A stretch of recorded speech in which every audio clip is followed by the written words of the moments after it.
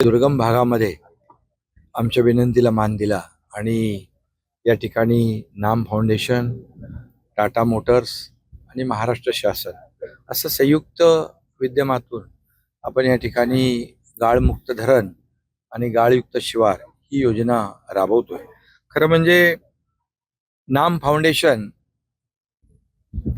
संपूर्ण राज्यभर हे काम करते आणि मगाशी आपण पाहिलं की चिपळूण, महाड, खेड या ठिकाणी रिझल्ट दिसत आहेत की जे पुराचं पाणी संपूर्ण गावात शिरायचं, शेतात शिरायचं, आज त्याचा फ्लो जो आहे तो फ्लो मेंटेन झाला आणि त्याचं कॅरिंग कॅपॅसिटी वाढली आणि स्टोरेज कॅपॅसिटी वाढली. त्यामुळे आत्ता पूर येत नाही तिकडे. आणि इथं पण मी अनुभव घेतला की आज या मे महिन्यामध्ये पाणी खूप खाली जायचं, पण हे 2 वर्षापासून जे काम आपण सुरू केलं त्यामुळे याची पण स्टोरेज कॅपॅसिटी वाढते. आता हे 100 TMCचं आपलं धरण आहे, पण ऍक्च्युअल बघायला गेलं तर इतक्या वर्षामध्ये जो आलेला गाळ त्याच्यामुळे त्याचं स्टोरेज कॅपॅसिटी तर नक्की कमी झाली आहे. आणि म्हणून नाम फाउंडेशनच्या माध्यमातून आपण ही सुरुवात केलेली आहे आणि खऱ्या अर्थाने याची व्याप्ती वाढत जाणार आहे. आणि शेवटी नाना म्हणाले की जसं लोकसंख्या वाढतीये, पिण्याचं पाणी देखील पाहिजे, शेतीचंही पाणी पाहिजे, मग तुम्ही करणार काय? शेवटी जो गाळ आहे तो काढणं हेच आपल्याकडे एकमेव पर्याय आहे. आणि तो पर्याय आपल्याकडे अवलंबायचा असेल तर अशा प्रकारचं जो गाळ आहे काढला पाहिजे. आणि हा गाळ जो आहे, नानांनी त्यांचा अनुभव सांगितला त्यांच्या शेतातला, म्हणजे दुप्पट त्यांना उत्पन्न मिळालं. हा अतिशय गाळ शेतीसाठी खूप उपयुक्त आहे.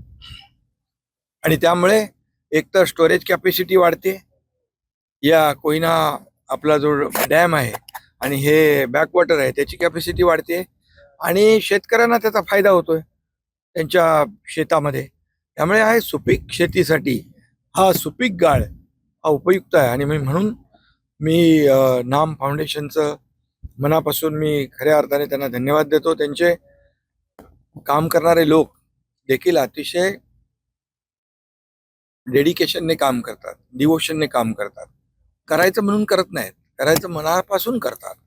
आणि म्हणूनच नाना तसे माझे, आता त्यांनी मला सांगितलं कार्यकर्त्यापासून, पण माझं ते फेवरेट हिरो पण आहेत. म्हणजे मी सिनेमा बघायला वेळ मिळत नाही, पण कोविडमध्ये जेव्हा मला कोविड झाला तेव्हा सगळे नानाचेच सिनेमा बघितले हॉस्पिटलमध्ये.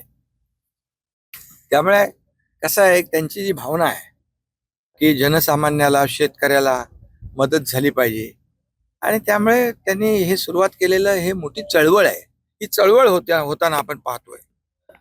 आणि म्हणून मी नानांना आणि त्यांच्या टीमला, नाम फाउंडेशनला मनापासून धन्यवाद देतो की अशीच चळवळ महाराष्ट्रव्यापी अशी सुरू राहू आणि येत्या पुढच्या काळामध्ये आपल्याला त्याचे रिझल्ट जे आहे दृश्य स्वरूपात दिसतील असा विश्वास आहे. जी काही धरणं आहेत त्या ठिकाणी सुद्धा हे काम वाढवलं पाहिजे, याच्या अनुषंगाने काय तुम्ही पावलं उचलणार आहात? बिलकुल. कॅबिनेटमध्ये आमची परवा मागच्या कॅबिनेटमध्ये देखील चर्चा यावर झाली.